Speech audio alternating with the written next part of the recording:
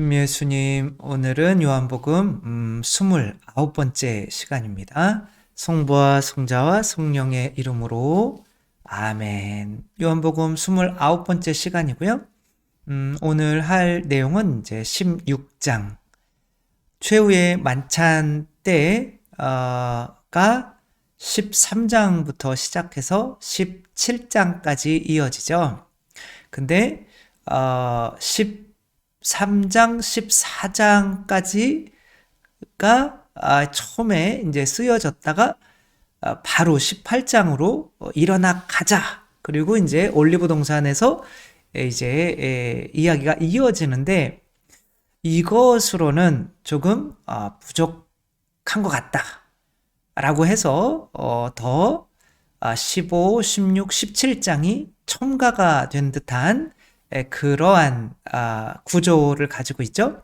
크게 보자면 이제 요한복음이 네 개의 어떤 패턴, 이걸 뭐 겹치면 두 개지만 그렇게 되어 있는데, 처음에는 어떤 말씀을 하시고 어떤 진리에 대해서, 어떤 사건에 대해서 또 말씀하시고자 하는 거에 대해서, 이게 바로 지금 최후의 만찬에서 지금 하시려는 말씀이고, 그 다음에는 이제 그거에 대해서 반응, 대부분은 거부, 그리고 요한복음이 점점 뒤로 갈수록 그 거부의 양상이 너무 세지죠. 그러니까 마지막 거부는 예수님을 죽이는 거죠.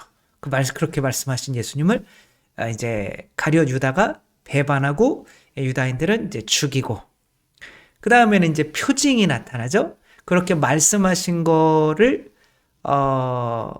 증명해주는, 하느님이 아니면 할 수 없는 어떠한 표징을 보여주시는데, 그 말씀하신 것이 이어지는 거죠, 표징이. 근데 그 표징까지 보여줬는데 또 믿지 않으면 바로 그것이 심판인 거죠. 거기서 믿느니와 믿지 않느니가 갈라지는 건데, 표징 다음에는 예수 그리스도의 십자가 다음에는 더 이상 기회가 없는 거죠. 하느님께서 믿지 않으면 안 될 수 있는 어떠한 것을 보여주시는데, 여기 마지막 표징은 바로 예수 그리스도께서 직접 죽으셨다가 부활하는 이러한 표징인 거죠. 그래서 일반적으로 뭐 7개의 표징만 이렇게 이야기하고 있지만 실제로는 이 네 가지가 계속 반복되고 있습니다. 근데 지금 이제 예수님이 어떤 이렇게 뭐 서로 사랑해라 라는 이제 그 사랑이 이제 심판의 기준이죠. 그러니까 이제 사랑을 해야만 하는데 당신이 주시는 성령이 아니면 사랑을 할 수가 없다. 왜냐하면 너희들 안에 씻겨져야 되는 이 자아가 있는데, 그것이 이제 뱀이 이제 발로 표현이 되는 거죠. 그 뱀을 이제 하와의 후손이 발로 밟는다라는 내용이 나오죠. 뱀은 땅을 기어다니는 거고 결국에는 흙을 의미하는 거고, 죄를 지은 사람들은 하늘로 오르는 것이 아니라 흙을 먹으면서 그 뱀과 같은 존재가 됨을 의미하기 때문에 발은 가장 더러운 것을 의미하고, 그것은 예수님께서 물로 씻어 주시는 것이 아니라 성령으로 씻어 주시는 거죠. 그것이 세례가 되는 거고, 고해성사가 되는 거고, 성체성사가 되는 거죠. 그러니까 성사인 거죠. 근데 그 성사는 바로 예수님이 돌아가셔야만 우리에게 올 수 있는 거죠. 그 피와 물, 피는 죄를 이렇게 씻어주는 거고, 물은 바로 사랑의 열매를 맺게 하는 거죠. 제가 이제 신학교 들어가서 신학생들이 왜 저러지? 이렇게 선배들을 심판하고 있을 때, 판단하고 있을 때 예수님께서 성체가 바로 예수님의 죽음으로 주는 살과 피잖아요. 이제 살아서는 부모가 죽어서 자녀들에게 주는 양식이 바로 그 살과 피인데, 그것을 그것이 바로 성령인 거죠. 그 성령께서 내 안에 들어오셨을 때 그래 너 나한테 많이 줬니? 난 너한테 다 줬다라는 것을 깨닫게 해주시는 거죠. 그 다 줬다라고 할 때 뭐가 불만이니? 나는 이렇게 너 위해서 죽었는데 그 다 주었다라고 하는 그 것이 야 이렇게 내가 다 주시고 있는 분 앞에서 이것이 불만이고 저것이 불만이고 심지어 하느님께 불만이니까 이제 내가 행복해야 되니까 내가 높아져야 되니까 다른 신학생들도 판단하고 있었구나. 여러분들이 누구를 판단하고 비판할 때 여러분들은 그 사람보다 낫다라고 이야기를 하고 있는 것이고 그거 자체가 나 자신을 높이 올리는 교만인 거죠. 근데 이제 그렇게 예수님의 성령을 내가 이렇게 그 물로 씻겨지고 나니까 내가 낮아지니까 1년, 2년, 야, 이렇게 내가 한두 달밖에 살지 못했는데 이렇게 오랫동안 이 신학교에서 정말 있었던 이 신학생들은 정말 대단한 사람들이다 라고 시각이 바뀌는 거죠. 그래서 사랑은 위에서 오는 그 성령을 통하지 않고서는 결코 우리가 할 수가 없는 거죠. 금쪽 같은 내 새끼에 보니까 어떤 아버지가 자녀를 돈을 많이 버는 것 같아요. 집을 보니까 집이 너무 좋아요. 그런데 이 아버지가 자녀들을 너무 다그쳐가지고 자녀들이 다 엇나가는 거고 아버지만 보면 완전히 뭐 이렇게 숨을 못 쉴 정도로 아버지를 싫어하고 이제 그렇게 막 하고 있는 거죠. 근데 아버지는 야, 내가 니네들한테 너희들 굶겼니? 너희들 옷 입혀주고 좋은 집 살게 해주고 하면 아버지 말을 이 정도는 따라줘야 되는 거 아니야? 근데 아버지는 얘들을 굶기지 않는 것으로 어떤 충분한 일을 하고 있다고 생각을 한 거예요. 그러나 이 아이들은 아버지의 어떤 사랑을 바랬던 건데 아버지가 사랑이 안 나오는 거예요. 왜? 그 아버지를 용서하지 못하니까. 내가 어렸을 때 나를 두고 도망가고 또 그래서 내가 남의 집에서 살이하면서 정말 밥도 제대로 못 먹고 물이 뚝뚝 떨어지는 그런 창고 같은 곳에서 지내야 했던 그런 상황. 그러니까 나는 아버지가 나에게 밥만이라도 좀 집만이라도 제대로 해줬으면 소원이 없었을 텐데 그거를 못 해준 이 아버지를 원망하고 있기 때문에 그 사랑이 흐르지 않는 거죠. 그렇기 때문에 자녀들도 내가 아무리 사랑하려고 해도 안 되는 거죠. 그래서 그 인간적인 사랑도 그렇게 인간적으로 사랑을 할 줄 아는 부모로부터 그 성령을 받아야만 할 수가 있는 것처럼 우리도 하느님의 사랑을 하려면 사랑은 하느님밖에 없죠. 그 하느님으로부터 오는 성령을 받아야 되는데 그 성령이라고 하는 것은 바로 부모님의 피인 거죠. 그 아버지의 피가 어머니를 통해서 양식으로 오는 게 바로 성령인 거죠. 그러니까 그 성령으로 내가 깨끗해집니까? 내가 부모님이 이만큼 나를 사랑하셨구나. 저희 어머니께서 그래도 나는 너희를 굶긴 적이 없다. 이렇게 말씀을 하시거든요. 진짜인 거죠. 근데 그 어머니도 물론 일을 다니시기도 했었지만 일반적으로는 아버지가 벌어오시는 돈으로 우리를 굶기지 않게 이렇게 한 거죠. 그러니까 저도 부모님이 이렇게 나를 굶기지 않으셨으니 또 예수님도 나를 이렇게 굶기지 않으니 또 어떻게 해서든 뭐 완전하지 못하고 부족하지만 또 제가 하는 것으로 우리 신자들을 굶기지 말아야겠다.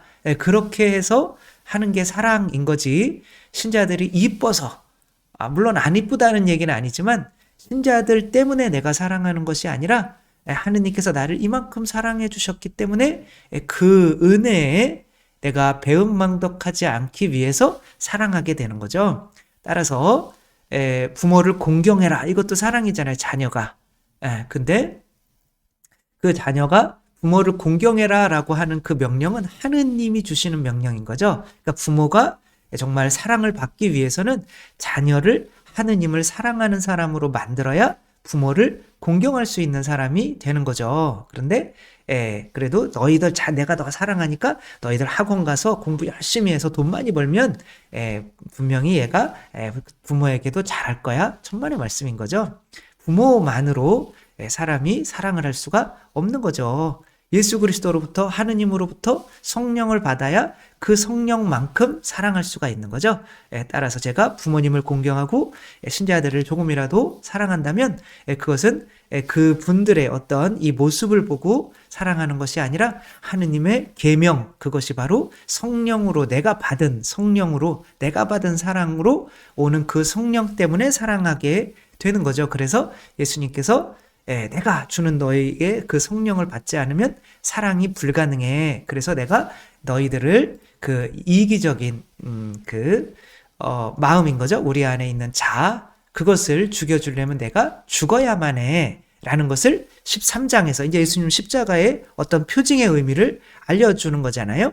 내가 죽고 너희에게 주는 성령을 통해서만 너희가 사랑을 할 수가 있어서 그 사랑을 해야만 하느님의 자녀로 인정받을 수 있는 거야. 그래야 구원받아 라고 하는 거야. 그렇게 해서 내가 이제 죽어야 돼. 그래서 일어나 가자 라고 했는데 좀 부족한 것 같아요. 그래서 이제 아내가 남편에게 이제 그 벌어오는 돈을 받아서 자녀에게 양식을 주어야 자녀들이 깨끗해지는 거죠. 동물적인 어떤 생존 욕구에서 벗어나서 사랑할 수 있는 사람으로 새로 태어나는 거죠. 그래서 이제 그렇게 얘기를 했는데 이것만으로는 조금 부족한 것 같아요. 그래서 이제 14장부터 내가 가지 않으면, 그러니까 이제 삼위일체를 설명을 하는 거죠. 자, 근데 그 성령이라고 하는 것은 내가 주는 게 아니라 내가 아버지로부터 받아서 주는 거야 라고 하는 거죠. 근데 아버지가 이 아내가 막 바람피고 있고 막 심지어 막 자식까지 안 돌보고 있고 그러면은 아버지가 이 아내를 통해서 자녀를 막 제비한테 다 갖다 바치니까 를 줄 수가 없는 거잖아요. 따라서 이 아내는 남편에게 또 순종하고 또 남편의 뜻을 따라주는 사람이어야만 남편이 아내에게 이제 자기의 피 같은 돈을 자녀들을 위해서 줄 수가 있는 거죠. 그런 것처럼 내가 아버지께 순종하고 아버지께 가야만 아버지께로부터 성령을 받아서 너희에게 또 다른 형태로 양식의 형태로 줄 수가 있는 거야 라는 거를 말씀하시는 게 14장인 거예요. 그래서 그 사랑을 받아야 나를 통해서 아버지께로 갈 수가 있기 때문에 아버지를 사랑할 수가 있기 때문에 결국에는 아버지를 사랑하는 게 구원인데, 그래서 내가 바로 길이요 진리요 생명이야 이렇게 말씀을 하신 거죠. 그 다음에 15장에서는 그러니까 결국에는 내가 주는 게 아니라 내가 아버지와 삼위일체 관계 안에서 아버지께로부터 받은 전부니까 신성 전체잖아요. 하느님이잖아요. 그게 바로 그것을 신성을 옮겨주시는 분이 성령님인 거죠. 예수 그리스도와 또 신자들 간에 그 성령의 역할을 하는 사람이 누굴까요? 사자로 시작하고 제자로 끝나는데 사제, 맞습니다. 저라고 하신 분이 있는데 모든 사제인 거죠. 그 사제들이 자기의 어떤 신성을 주는 게 아니잖아요. 바로 그리스도께서부터 오시는 바로 이 성체 성혈을 전해서 주는 거죠. 그런 역할을 하는, 그러면서 본인도 그 성체를 영하기 때문에 본인도 하느님이 되고 신자들도 하느님이 되게 하는 거죠. 따라서 교리서에서는 이런 말이 있어요. 사제란 본인이 먼저 하느님이 되고 신자들을 하느님으로 만드는 사람을 사제라고 한다라고 하는 거예요. 그러니까 이 성령께서는 바로 이 사제의 어떤 역할을 하시는 거죠. 이게 운반해주는, 그 신성을 운반해주는 역할을 하는 거죠. 그렇게 이제 나에게 붙어 있지 않으면은 너희는 이제 결국에는 사랑을 실천할 수가 없다. 내가 너희에게 새 계명을 준다. 내가 너희를 사랑한 것처럼 너희도 서로 사랑해라. 그러려면 나에게 붙어 있어라. 라고 하신 게 이제 15장인 거죠. 계속 뭐에 대해서 말씀을 하시는 거냐면 계명, 사랑이라는 계명을 지켜야 되는데 그러려면 내가 너희 발 씻어줘야 되는데 그 발을 씻어주는 그 물이 바로 성령이야. 근데 성령을 이제 받으려면 나한테 붙어 있어야 돼라고 하는 거지. 그게 나는 포도나무 너희는 가지다. 그래서 나무에 이렇게 가지가 붙어 있으면 많은 열매를 맺게 되잖아요. 그렇게. 근데 무슨 열매를 맺을까요? 바로 사랑과 기쁨과 평화 이렇게 되는 거죠. 그래서 요한복음에서 이야기하는 성령의 열매는 거의 이 세 가지밖에 없어요. 그래서 너희가 사랑하려면 나한테 성령 받아. 그렇지 않으면 결코 사랑이 너희한테 나오지 않아. 너희 힘으로 나오지 않아. 사랑이 나오는 분은 바로 창조자밖에 없는데 그 창조자는 하느님 뿐인 거죠. 그러니까 우리가 창조자가 되어야만 사랑을 할 수가 있는데 그러기 위해서는 창조자가 주시는 성령을 우리가 먹고 마셔야만 하는 거죠. 이렇게까지 했는데 이제 뭐 기쁨이고 또 평화도 이야기를 해야 될 거잖아요. 그러니까 우리가 그래 내 안에 사랑이 생겼다. 그리고 이제 그런 거 느껴지죠. 이렇게 전혀 모르는 사람들이 사랑스럽게 보이고 저 사람들을 위해서도 내가 어쩌면 목숨을 바칠 수 있지 않을까? 뭐 이태석 신부님이나 마더 데레사나 모든 성인 성녀들처럼 그런 이상한 생각이 든단 말이에요. 생판 모르는 사람들을 위해서 내가 목숨을 바칠 수도 있지 않을까? 이런 사랑이 생긴단 말이에요. 근데 이제 그것만으로 성령님께서 우리에게 들어오신 것이 또 맞나? 근데 요한이 이렇게 자꾸 이렇게 쓰다가 보니까 이게 내가 이렇게 깨달은 것은 혹시 성령님 때문이 아닐까? 그리고 내가 깨달은 것 중에 바로 죄와 이게 성령이 들어오기 전까지는 죄가 이런 게 아니었는데 근데 성령님이 들어오시면 지금까지 생각해오던 죄가 이게 좀 내가 잘못 생각했구나. 또 의로움, 내가 의로워지는 것이 지금까지 내가 생각해오는 거랑 잘못됐었구나. 유대인들은 의로워지는 게 내가 십계명을 지키면 의로워질 수 있다라고 생각했잖아요. 그죠? 그럼 십계명을 지키면 의로워지는 거 아니에요? 그러면 예수님이 필요 없잖아요. 그러니까 의로움에 대해서도 잘못 생각했구나. 십계명 지키는 건 맞아요. 근데 예수님이 아니면 안 된다는 거죠. 그 다음에 뭐예요? 그 다음에 심판, 계속 심판에 대해서 이야기하죠. 표징 뒤에 심판이 오는 거죠. 그러니까 심판에 대해서도 내가 잘못 생각했던 거구나 라는 거를 이제 그 깨달음을 통해서 그러면은 이 깨달음의 이야기도 좀 넣어줘야겠다. 그래서 이거에 대해서 깨달았다면 바로 성령님을 받은 게 맞아 라고 말씀을 하시는 거죠. 그래서 이 성령님께서 오시면 깨닫게 되는 것 바로 이 세 가지가 바로 오늘의 이제 주제가 되겠죠. 그래서 이제는 본문을 읽으면서 계속 똑같은 얘기를 반복하는 거고 이제 오늘까지 이제 성령론이 끝나는 거고 이제 17장은 또 여기에서 부록인 거죠. 이들이 성령을 통해서 서로 하나가 되게 해주십시오. 그러니까 개인적으로는 내가 성령을 통해서 어떻게 되고 또 내 제자들은 어떻게 되고 또 교회는 어떻게 되고 또 세상은 어떻게 되는지 이렇게 다 얘기하면은 다음번이 이제 재미가 없으니까 이런 것으로 이제 마무리가 되는 거죠. 결국에는 서로 사랑해라 계명인데 실제로는 성령론이다라고 볼 수가 있는 거죠. 우리 마지막에 하시는 뭐 강해라면 강해인 건데 말씀 설교 이것이 성령론이었다. 마지막에는 이제 그리고 그 성령을 주시는 표징이 예수 그리스도의 십자가의 죽음과 부활로 이렇게 나타나는 거죠. 4절까지는 이제 했고요. 그래서 성령께서 하시는 일, 여기서는 이제 어떤 것을 깨닫게 하는 진리의 역할을 하는 거죠. 은총의 역할은 사랑과 기쁨과 평화가 솟아나는 그런 역할이고, 진리의 역할은 이제 깨달음의 역할인 거죠. 이제 나는 나를 보내신 분께 간다. 그런데도 어디로 가십니까? 하고 묻는 사람이 너희 가운데 아무도 없다. 이제 저희가 당신께서 어디로 가는지도 모르는데 뭐 이런 말씀을 제자들이 해요. 근데 여기서 어디로 가십니까? 라고 묻는 사람이 아무도 없다라고 하는 것은 약간 조금 그 앞에 부분이랑은 조금 어색한 부분이기는 하지만, 그래서 이런 면으로 요 중간 것들은 이제 조금 더 요한 사도께서 묵상을 하고 이렇게 첨가한 부분이 아무래도 맞는 것 같다라는 느낌을 주고 있습니다. 오히려 내가 이 말을 하였기 때문에 너희 마음에 근심이 가득 찼다. 그러니까 내가 떠난다라는 말 때문에 너희 근심이 가득 찼다. 그러나 너희에게 진실을 말하는데 내가 떠나는 것이 너희에게 이롭다. 왜? 성령을 주실 거니까.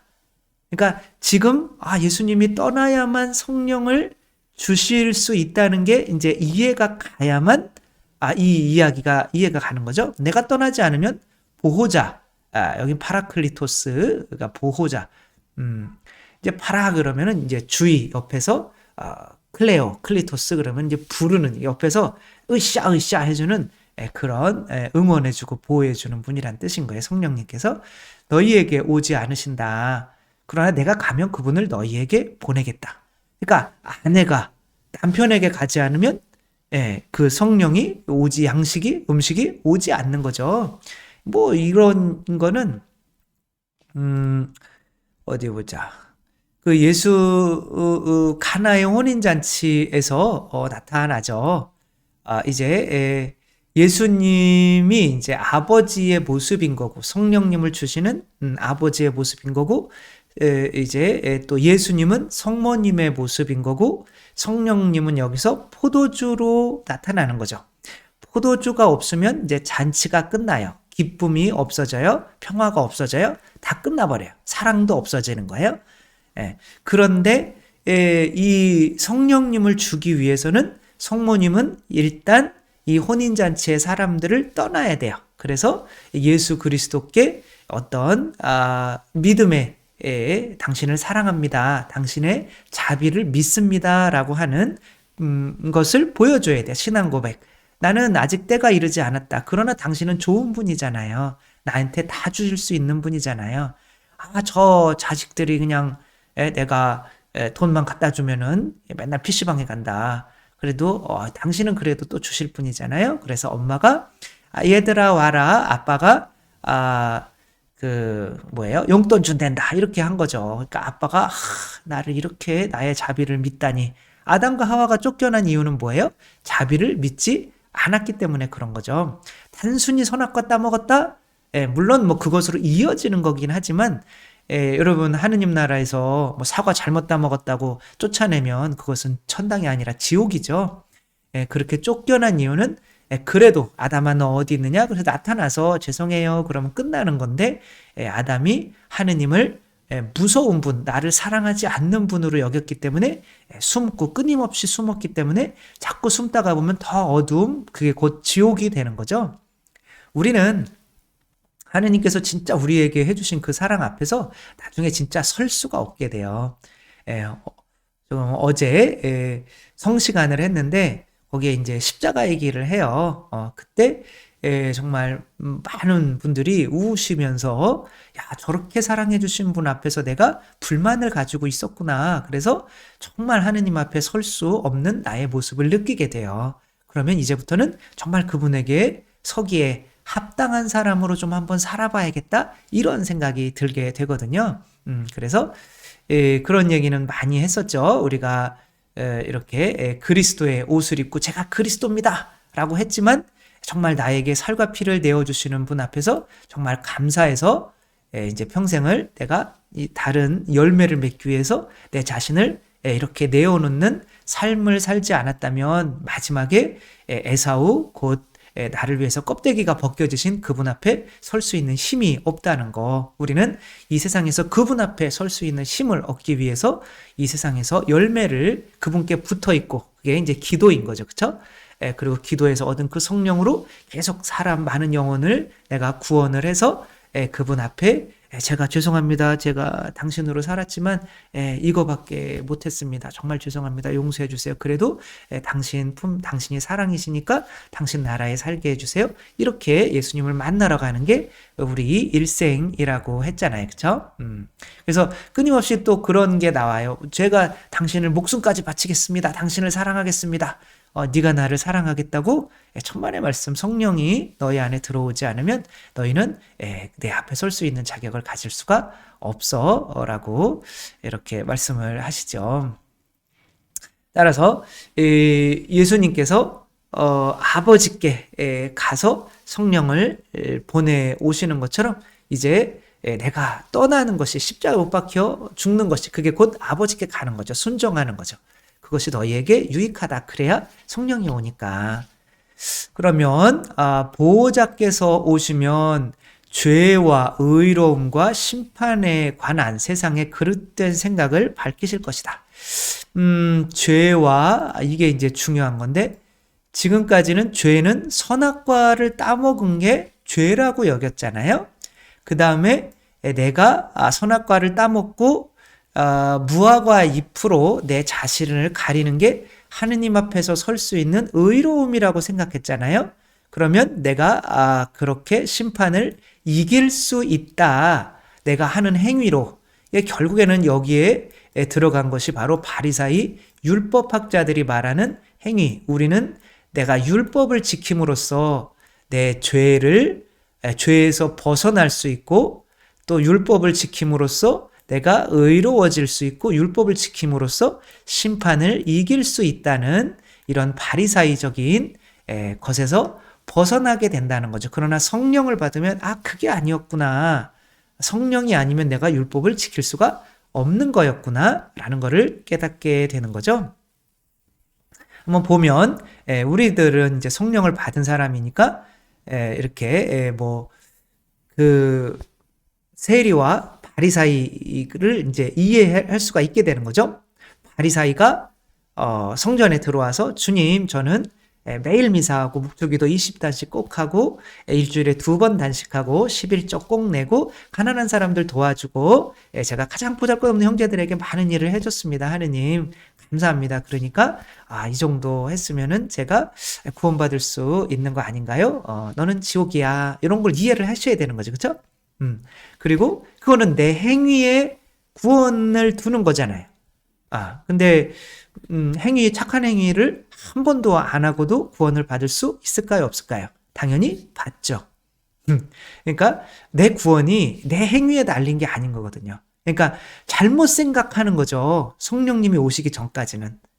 구원은 성령에 의해서 이루어지는 건데. 그러면 내 행위에 이 힘이 있다면 예수님이 성령을 보내주시기 위해서 십자가에 못 박혀 돌아가실 필요가 없는 거죠.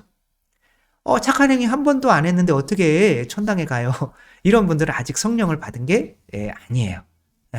성령을 받으면 그런 생각을 할 수가 없어요. 예수님의 성령만으로 내가 구원받는다는 걸 알게 돼요. 성령을 받으면. 만약에 새로 태어나서 바로 이제 유아 세례 받고 가다가 잘못해서 교통사고 나서 아기가 죽었어요. 그럼 그 아기는 착한 일을 했어요, 안 했어요? 안 했어요. 그러면은 천당 갈까요, 지옥 가요? 착한 행위 한 번도 안 했으니까 지옥 가야 되나요? 아니잖아요, 그렇죠? 그거는 성령을 안 받은 사람들이 생각하는 그 행위에 어떤 우리 의로움의 그런 것을 두는 잘못된 어떤 생각인 거죠.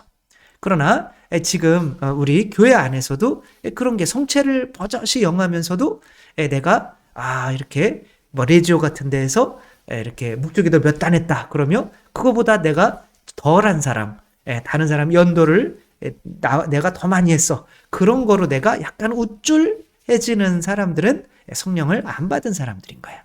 내 행위로 내 자신을 의롭게 하려고 하는 거죠. 그래서 죄에 관하여 잘못 생각하는 것은 나를 믿지 않기 때문이고 라고 하는 거죠. 그렇죠? 예수님을 믿지 않기 때문이다. 그러니까 이들이 죄라고 생각하는 거는, 아담과 하와가 이때 죄라고 생각한 거는 뭐가 죄예요? 선악과를 따먹은 게 죄라고 생각하는 거예요. 천만의 말씀이죠. 하느님의 자비를 믿지 않은 게 죄인 거죠. 하느님께서 당신 앞에 나설 수 있는 이 가죽옷이 바로 뭐예요?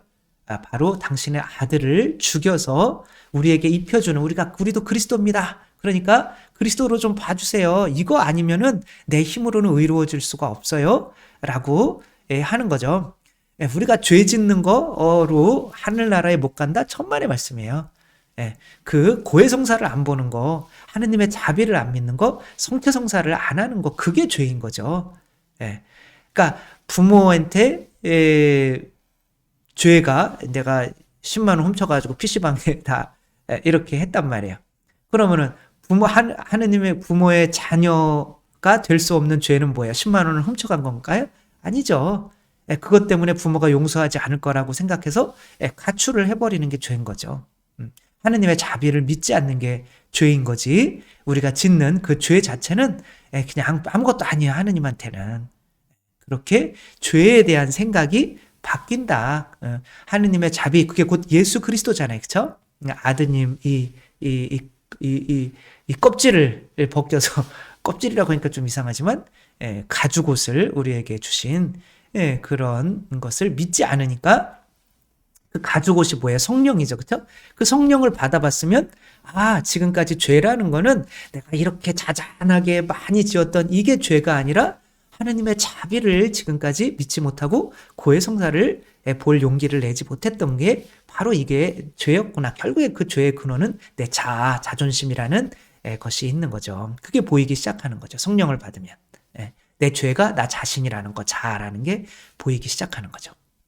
그러면 그들이 의로움에 관하여 잘못 생각하는 것은 내가 아버지께 가고 너희가 더 이상 나를 보지 못할 것이기 때문이며, 그러니까 아버지께로 가지 않으면은 성령님을 안 보내준다는 거잖아요. 그렇죠? 보낼 수가 없다는 거지. 그러니까 아내가 남편에게 충실하지 않으면 이제 성령님께서 아내를 통해서, 엄마를 통해서 올 수가 없는 거잖아요. 그러니까 그 의로움은 바로 예수 그리스도께서 우리를 위해서 십자가에 못 박히셔서 껍데기가 벗겨지셔서 아버지께서 우리를 위해서 이제 우리가 아들이라고 하면은 이제 이삭처럼 눈을 딱 감고 그래 네가 예수야? 그래 알았어.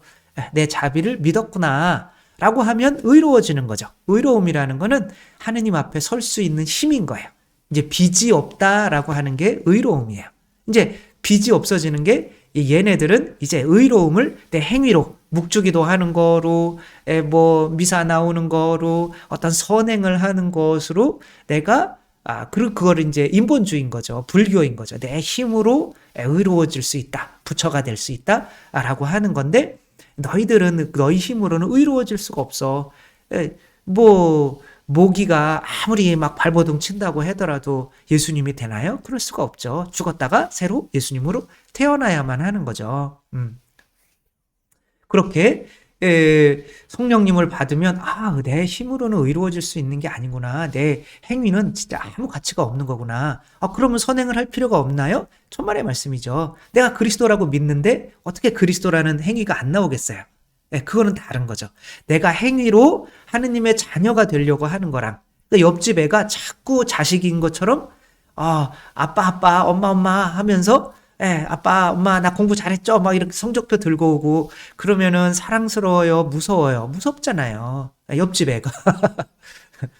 그 본인이 그렇게 행위로 이렇게 당신 아들, 딸보다 내가 더 공부 잘하고 더 착하고 더 이렇게 해요. 내가 이렇게 행위로 자꾸 이렇게 아들, 딸이 되려고 하는 걸 보면 식겁하잖아요. 얘가 뭐지?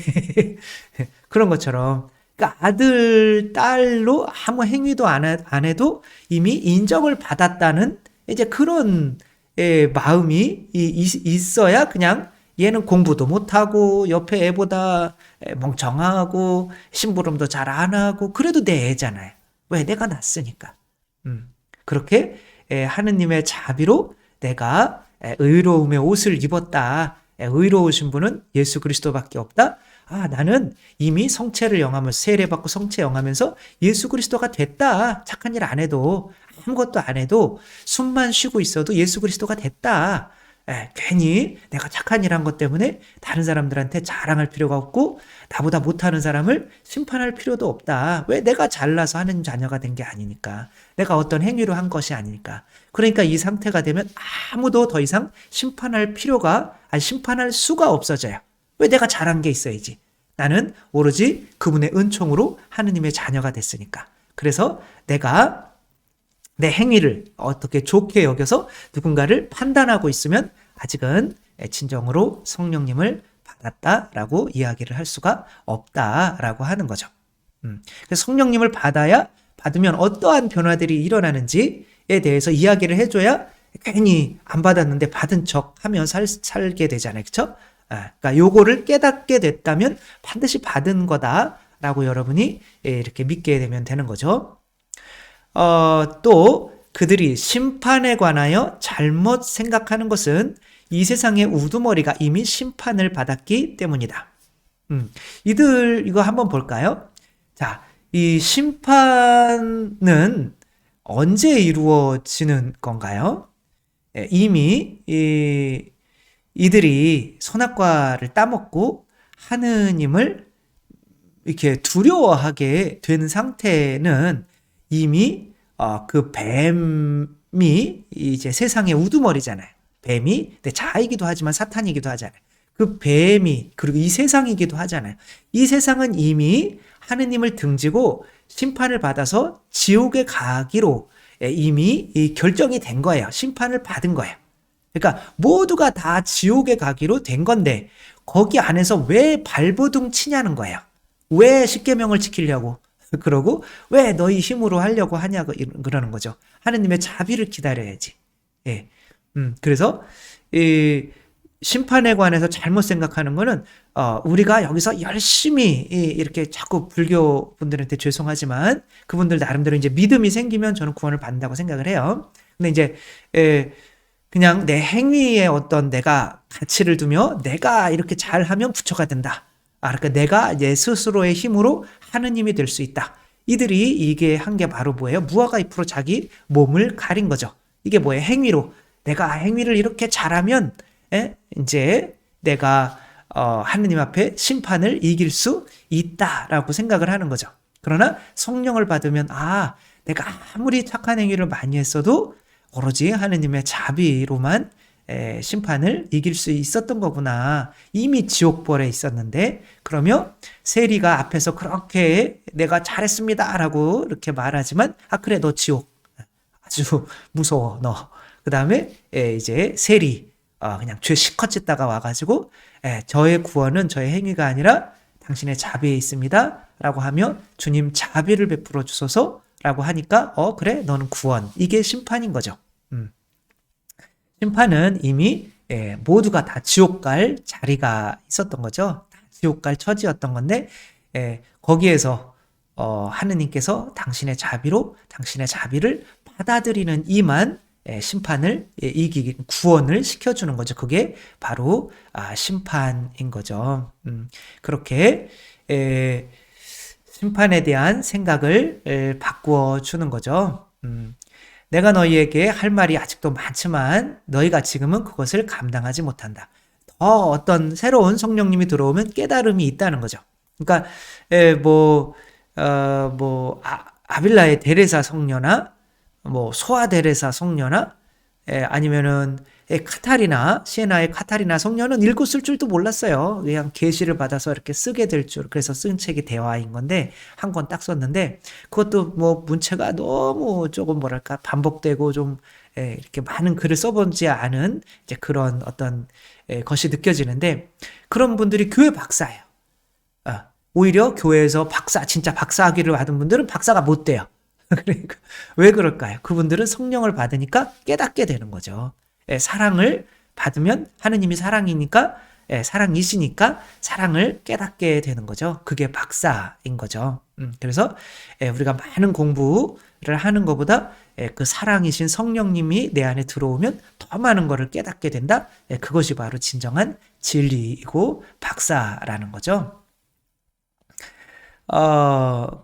그러나 그분 곧 진리의 영께서 오시면 너희를 모든 진리 안으로 이끌어 주실 것이다. 성령을 받으면, 사랑하면 사랑을 알게 되는 거죠. 공부해서 하는 게 아닌 거죠. 그렇죠? 물론 공부도 필요하겠지만 그분께서는 스스로 이야기하지 않으시고 들은 것만 이야기하시며 또 앞으로 올 일을 너희에게 알려주실 것이다.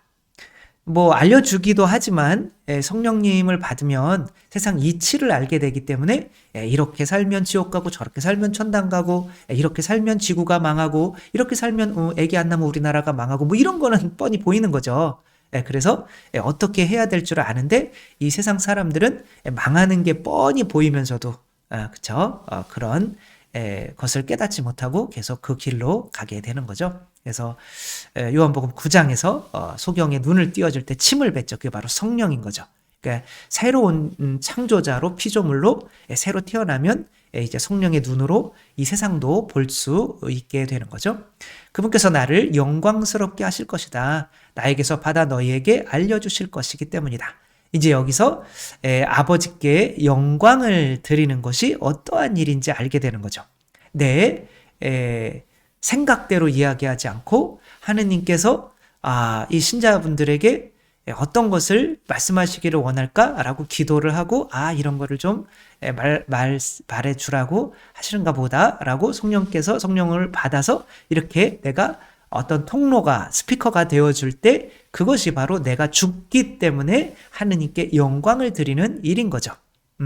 뭐 여러분들은 자녀에게 이야기하는 것이 하느님께서 자녀에게 이런 이야기를 해주기를 바라는 대로 이야기를 해주시는가요? 아니면 내 생각대로 이야기를 해주시는가요? 내가 오늘 아버지의 이름이 거룩히 빛나시며 라고 하면서 내 이야기를 하고 있다면 그것은 영광스럽게 하지 않는 거죠. 따라서 성부, 성자, 성령 이렇게 되니까 성령께서는 또 성자를 통해서 이렇게 오시는 거잖아요. 그러니까 성자를 영광스럽게 해주시고 하느님이시지만 아드님한테 받아서 이야기해 주시는 거예요. 또 아드님은 나는 아버지께로부터 들은 대로만 이야기한다 라고 하며 아버지를 영광스럽게 하시는 거죠. 그렇게 영광스럽게 하심으로써 받게 되는 게 뭐예요? 성령인 거죠. 그래서 아버지께서 가지고 계신 것은 모두 나의 것이다. 그렇게 내가 영광스럽게 하기 때문에 성령을 받고 또 그렇기 때문에 성령께서 나에게 받아 너희에게 알려주실 것이라고 내가 말하였다. 또 성령은 또 아드님으로부터 영광을 주시기 때문에 모든 것을 받아서 우리에게 전해 주실 수가 있는 거죠. 따라서 우리가 누군가에게 자녀에게 또 내 주위 사람들에게 도움이 되고 싶다면 나는 내 이야기를 하는 사람이 아니라 하느님의 말씀을 성령의 말씀을 받아서 전해주는 사람이 되어야 하느님께 영광을 드리는 사람이 되는 거죠. 그거를 위해서 이제 또 다시 말씀을 하셔야 이건 약간 좀 반복되는 느낌이 있어서 이제 빨리 끝내도록 하겠습니다. 다 말씀드렸듯이 또 예수님께서 아버지께 가시지 않으면은 이제 성령님이 오시지 않는 거죠. 카나의 혼인잔치를 생각해 보시면 좋을 것 같습니다. 조금 있으면 너희는 나를 더 이상 보지 못할 것이다. 그러나 다시 조금 더 있으면 나를 다시 보게 될 거다. 그러니까 예수님께서 이 죽음인 거죠. 당신의 죽음. 그것이 바로 이제 자녀들을 버리고 교회를 버리고 이 제자들을 버리고 십자가에 못 박혀 돌아가셔야 되는 거예요. 일단은 이들을 떠나야 돼요. 그 순종으로서 성령을 받아야 이들에게 줄 수가 있잖아요. 카나의 혼인잔치 생각하시면 좋겠죠? 그러나 그 성령을 통해서 성령을 주시는 분을 만나게 되는 거죠. 눈으로 보이진 않지만 그 살과 피가 되어서 계신 그 그리스도의 몸, 그리스도의 피를 통해서 이분이 나와 함께 계시는구나. 성령을 받으면 그 주시는 분을 이제 믿게 되고 평화 안에 엄마 안에 머물게 되는 거죠.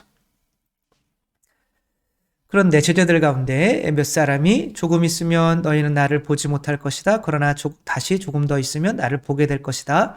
또 내가 아버지께 가기 때문이다 하고 우리에게 말씀하시는데 그것이 무슨 뜻일까? 그들은 또 조금 있으면이라고 말씀하시는데 그것이 무슨 뜻일까? 무슨 이야기를 하는지 알 수가 없군이라고 하는 거죠.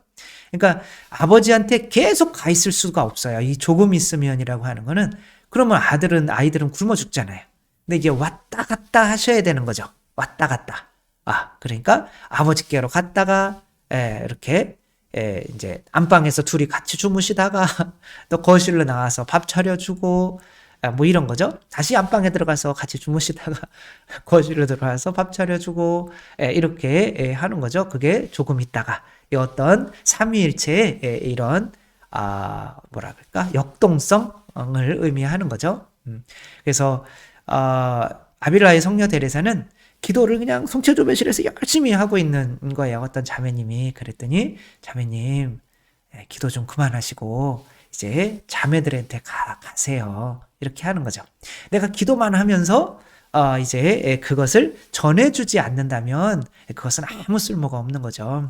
제일 위험하신 분들이 사람들은 만나지 않고 계속 성당에만 계신 분들 있잖아요. 그 엄청 무섭잖아요. 그쵸? 이제 그렇게 되는 분들이 가끔 성당에 한두 번씩은 계시잖아요. 그러니까 내가 이렇게 뜨겁게 달궈졌다면 그 뜨거움을 내어줄 수 있는 이 왔다 갔다 하는 역동성, 그것이 바로 조금 있으면이다 라고 이해하시면 좋을 것 같습니다.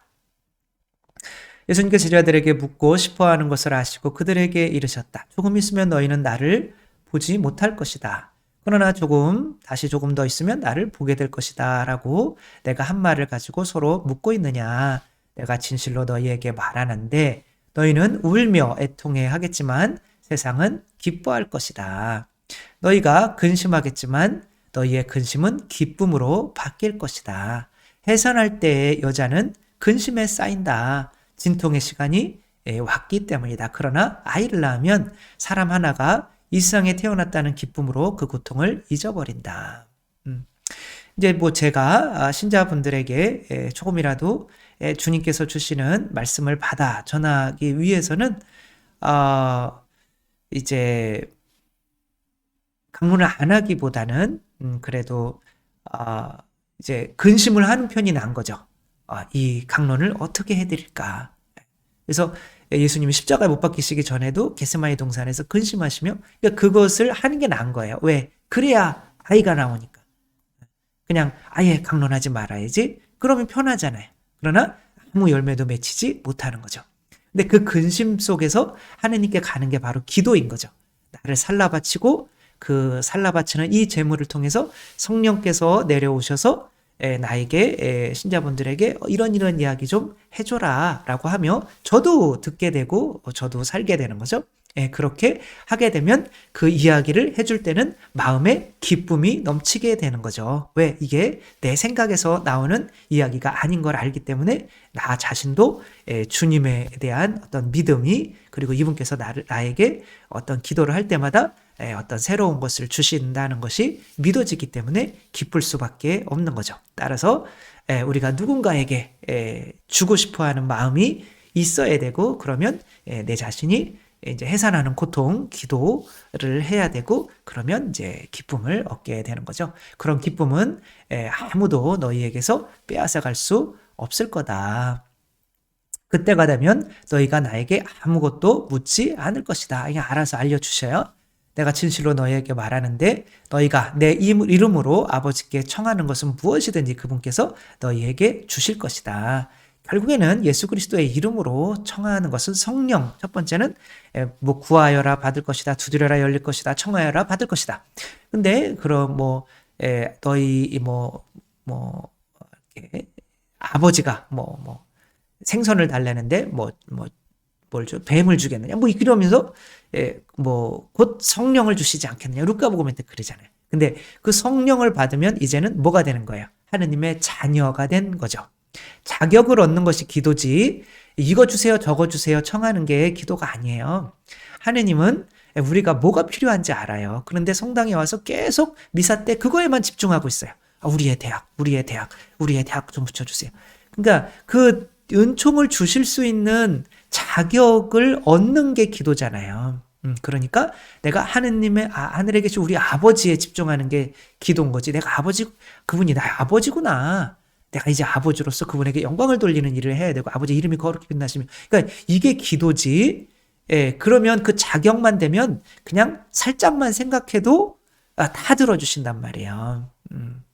그러니까 그렇게 되면 너희가 청하는 거는 안 들어줄 수가 없다. 예수 그리스도의 이름으로 청한다는 거는 바로 그 성령 이름이 이제 본성이고 그 본성은 바로 성령께서 우리 안에 들어오신 거죠. 그러니까 성령을 통해서 청하는 거는 다 들어주신다는 거죠. 성령을 통해서 청한다는 말은 내가 하느님이 됐다고, 하느님의 자녀가 진정으로 됐다고 믿고 청하면 안 들어줄 것이 없다. 그래서 예수님께서 믿음이 강하신 분이시기 때문에, 강하신 게 아니라 믿음 자체이신 분이기 때문에 죽은 사람도 살릴 수 있고 이제 그렇게 되는 거죠. 내가 자녀인데, 근데 옆집 아이가 아무리 잘해도 자녀가 아니면 돈 100원 주기도 아까운 거잖아요. 일단은 자녀가 돼야 되잖아요. 그 자녀가 됐다는 것이 바로 이제 그분의 이름을 받아들였다는 거거든요. 본성을. 당신이 내 아버지입니다. 내 어머니입니다. 요 완전한 믿음이 있으면 이제 청하는 거는 자전거 사주세요. 그럼 사주고, 스마트폰 사주세요. 그러면 좀 기다려라. 그러고 이제 그렇게 된다는 거죠. 내가 지금까지 너희에게는 비유로 이야기하였다. 그러나 더 이상 너희에게 비유로 이야기하지 않고 아버지에 관하여 드러내놓고 너희에게 알려줄 때가 온다. 이제 비유라고 하는 거는 어떤 수준이 다를 때, 내가 육지에 있다면 섬에 있어요. 그 섬과 육지를 이어주는 어떤 다리 역할을 하는 거예요. 그러니까 유치원 아이에게 삼위일체를 설명을 한다. 그러면 어떻게 해줘야 돼요?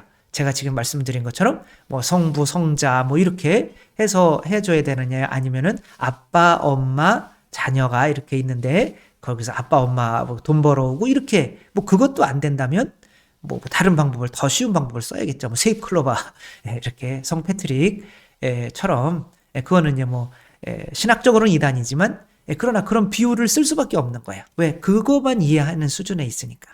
그러나 이제는 성령을 받으면 이제 하느님의 자녀가 되기 때문에, 같은 수준이기 때문에 비유를 쓸 필요가 없게 된다는 거죠.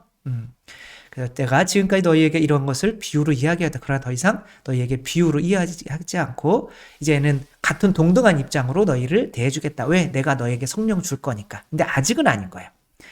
그날에 너희는 내 이름으로 청할 것이다. 내가 너희를 위하여 아버지께 청하겠다는 말이 아니다. 너희는 나랑 같이 된다는 거예요. 이제 예수님 좀 아버지께 빌어주세요. 이게 아니라 예수 그리스도가 된다는 거예요. 예수 그리스도. 나는 죽었습니다. 나는 그리스도입니다. 그러니까 이제 예수님이 대신 청해 주는 것이 아니라 내가 예수 그리스도라고 믿고, 내가 예수 그리스도 아닙니까 아버지, 이렇게 청할 수 있다는 거죠. 바로 아버지께서 너희를 사랑하신다. 너희가 나를 사랑하고 또 내가 하느님에게서 나왔다는 것을 믿었기 때문이다. 너희가 나와 하나가 되었기 때문이다. 나는 아버지께서 나와 세상에 왔다가 다시 세상을 떠나 아버지께 간다. 그럼으로써 우리도 아버지께로 함께 가게 되는 거죠. 이것은 이제 레카피톨라시오네라고 하는데, 이제 바오로가 얘기하는 이제 당신이 이제 자녀가 이 마지막 때에는 어떻게 되는 거냐면, 자녀를 낳고 잘 키웠어요. 그러면 이제 아내가 이제 나 이제 뭐 이 자녀가 이제 아버지의 수준으로 밖에서 이제 일도 하고 돈도 벌어올 수 있게 됐어요. 근데 아버지는 다 연세가 드셔서 이제 아무것도 못해, 누워 있어. 그러면 이제 아버지를 버리고 이제 엄마가 자녀들이랑만 살아야지, 그렇게 한다는 게 아닌 거죠. 이제 아버지가 누워 있으면 이제 아내가 이제 아버지께 또 가는 거죠. 그럴 때 이 자녀들도 어떻게 돼야 돼요? 이제는 이제 엄마를 통해서 아버지를 부양해야 되는 거죠. 근데 가진 것을 다 바쳐야 되는 거죠. 그러니까 아내도 아버지께로 가고 자식들도 이제 엄마의 자리를 통해서 아버지께로 가는 거예요. 그래서 모든 것이 다 이제 아버지께로 이렇게, 그러니까 아버지로부터 나왔다가 다시 아버지께로 가는 이 마지막을 설명하고 계신 거죠. 그러자 제자들이 이제는 드러내놓고 이야기하고 하시고 비유로는 말씀하지 않으시는군요. 이제 뭐 여기 이제 약간 성령님을 받은 듯한 말이 나오죠. 저희는 스승님께서 모든 것을 아시고 또 누가 스승님께 물을 필요도 없다는 것을 이제 알았습니다. 이로써 저희는 스승님께서 하느님에게서 나오셨다는 것을 믿습니다. 본인들이 궁금해하는 것을 이미 다 알고 있으니까, 그리고 그것에 대해서 말씀을 하시니까, 그리고 이제는 비유를 쓰지 않고도 말씀을 하시는데 이해가 가니까, 이제 그래서 하느님이 우리에게 말씀해 주시는 거는 이제 비유를 통해서 말씀해 주시지 않아요. 근데 말씀해 주신 것을 우리가 누군가에게 전할 때에 우리가 이제 비유를 찾아내는 거지, 하느님께서 말씀하실 때는 비유를 통해서 말씀하시지 않는다. 우리가 성령을 통하여 묵상하거나 기도할 때는. 예수님께서 그들에게 대답하셨다. 이제는 너희가 믿느냐? 그러나 너희가 나를 혼자 버려두고 저마다 제 갈 곳으로 흩어질 때가 온다. 이제 아직은 받지 않았다는 거죠, 성령을. 아니, 이미 왔다. 그러나 나는 혼자가 아니다. 아버지께서 나와 함께 계시다. 이제 점점 아버지께로 가는 거죠. 내가 너희에게 이 말을 한 이유는 너희가 내 안에서 평화를 얻게 하려는 것이다. 봤죠? 처음에는 사랑으로 시작하고 그 다음에는 너희에게 기쁨이 넘칠 것이다. 이제는 너희가 이렇게 되는 걸 다 알면 내가 가도 평화로울 거다. 예수님이 안 보여도 평화로울 것이다 라고 하는 거죠. 사랑, 기쁨, 평화, 성령님의 열매 중에 이 세 개를 계속 말씀하고 계신 거죠. 너희는 세상에서 고난을 겪을 것이다. 그러나 용기를 내어라. 내가 세상을 이겼다. 그러니까 너희도 세상을 이길 수 있어 라고 하시는 거죠. 여기서 세상은 그냥 꼭 세상만이 아니라 세속 육신 마귀 중에 세속만 의미하는 것이 아니라 바로 근데 이제 뭐 그때나 지금이나 뭐 사실 돈이 최고죠. 그래서 성전에서 이제 그 환전상들을 몰아내는 이야기로 이제 요한복음은 시작을 하죠. 제일 먼저. 근데 이제 내가 세상을 이겼다. 그렇게 어떤 너희들 안에서 어떤 탐욕, 돈에 대한 욕심을 몰아냈다. 이 사탄을 이겼다. 너희 자아를 내가 이겼다. 내 성령으로, 내 피로 이렇게 너희의 그 죄를 씻어 주었다. 그래, 너 나한테 많이 줬니? 근데 많이 줬다고 생각을. 근데 난 너한테 다 줬다. 이 다가 바로 성령님인 거죠. 예수 그리스도의 살과 피인 거죠. 다 줬다. 그러니까 나한테 다 준 분한테 내가 뭐하고 앉아 있었나? 바보 같은 놈. 그러며 주님, 이제 제가 당신을 위해서 뭐 해드릴 수 있을까요? 네가 나한테 뭐 할 수 있니? 그냥 나한테 붙어만 있어. 그러면 성령이 너에게 와서 많은 열매가 맺힐 거야. 이렇게 말씀을 하신 거죠. 그래서 결국에는 사랑이라고 하는 것은 우리가 이 사람을 사랑해야지, 자기를 내가 평생 행복하게 해줄게, 뻥이에요. 그런 일이 일어나지 않아요. 본인이 하느님도 아닌데 어떻게 행복하게 해줘요. 그것은 내가 하느님을 사랑하기 때문에, 그렇죠? 제가 여러분들 사랑하고 또 신자분들 또 이렇게 사랑하고 또 부모님도 사랑할 수 있고 형제들도 사랑하는 것처럼 이제 우리가 이제 하느님을, 그리스도를 더 사랑하고 그럴수록 내 자신이 더 죽고 그럴수록 더 성령이 충만해져서 더 이웃을 사랑할 수 있는 사람이 된다라고 하는 것이 이제 결론인 거죠.